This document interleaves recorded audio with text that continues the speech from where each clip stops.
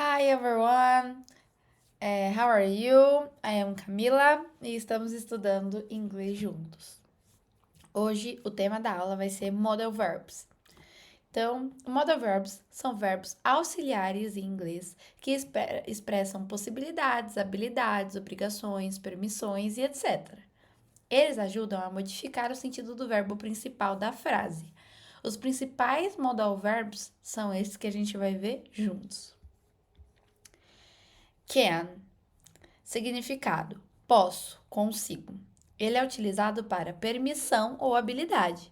Por exemplo, he can play tennis. Ele consegue jogar tênis? Can you help me, please? Você pode me ajudar, por favor? Veja que na pergunta o can fica antes do sujeito na estrutura. Assim como, por exemplo, quando a gente vai fazer a pergunta no present simple e a gente coloca o do no começo, como auxiliar, o can, como forma de auxiliar, ele também vai para o começo da frase. E quando ele expressa função de verbo auxiliar dentro de uma frase, a gente coloca ele ali como auxiliar. Cold. É cold. Cold. Cold, se não me engano. Cold. Vamos ver a pronúncia? Sempre gosto de testar a pronúncia, porque eu também estou aprendendo a pronunciar certo. Cold. Could. Could. Could, ele traz um significado de poderia, ela é capaz de, podia, conseguia. É o passado do can, no sentido de permissão, habilidade, ou pode ser usado no sentido formal. Também expressa possibilidade ou pedido educado. Colocamos 3 exemplos aqui do lado. Então, could you send her an email? Aqui a gente está utilizando de uma forma formal. Então, você poderia enviar um e-mail para ela? I could not, I couldn't understand the noise. Eu não conseguia entender esse barulho. Então, aqui a gente trouxe um exemplo também na negativa. I could swim when I was a child. Eu sabia ou conseguia nadar quando eu era criança. Então, ele é o passado do can. A gente pode utilizar o can no consegue e o could, ele é conseguia, poderia, sempre utilizado no passado. Will be able to. Será capaz de, conseguirá, poderá. Ele é o futuro do can. Então, ele é utilizado para habilidades ou possibilidades. A gente trouxe alguns exemplos aqui. Will he be able to? Será que ele conseguirá? Nesse modelo de pergunta, apenas o will irá ficar antes do sujeito. Então, o will ali, a gente tem a expressão will be able to, que é o futuro de can, mas quando a gente for formar uma pergunta com esse will be able to, apenas o will irá para frente. I will be able to speak Italian fluently someday. Eu serei capaz de falar italiano fluentemente algum dia. Deixa eu ver se eu falei a palavra fluente certo. Fluently. Fluently. Fluently. Fluently. Perfeito. Desculpa, gente, eu tô bem gripadinha, viu? Mas bora lá. She will be able to drive next year. Ela poderá dirigir ano que vem. We will be able to visit you after the quarantine. Quarantine, talvez. Nós poderemos te visitar depois da quarentena. Então, vamos colocar aqui a palavra quarantine para ver se tá certo. Quarantine. Quarantine.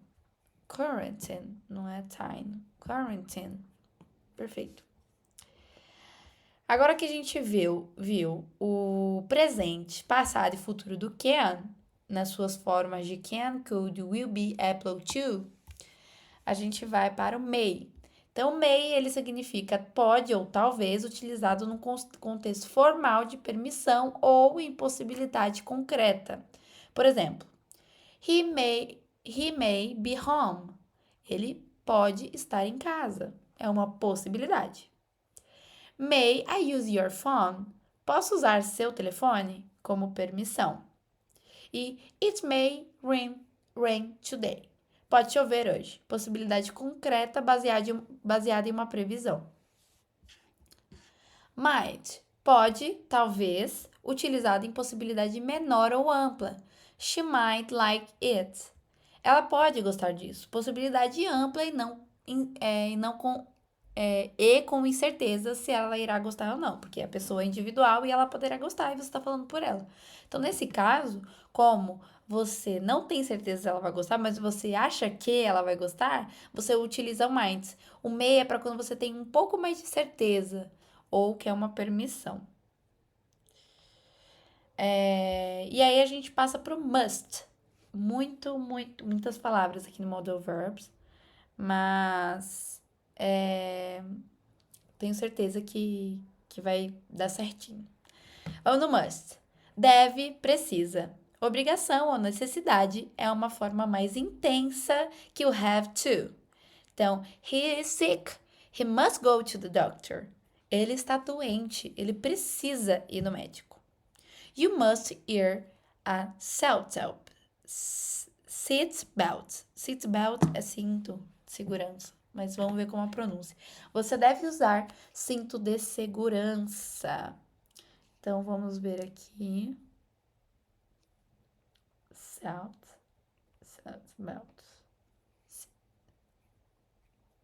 Sellet belt. Ai, eu acho que tá errado, peraí.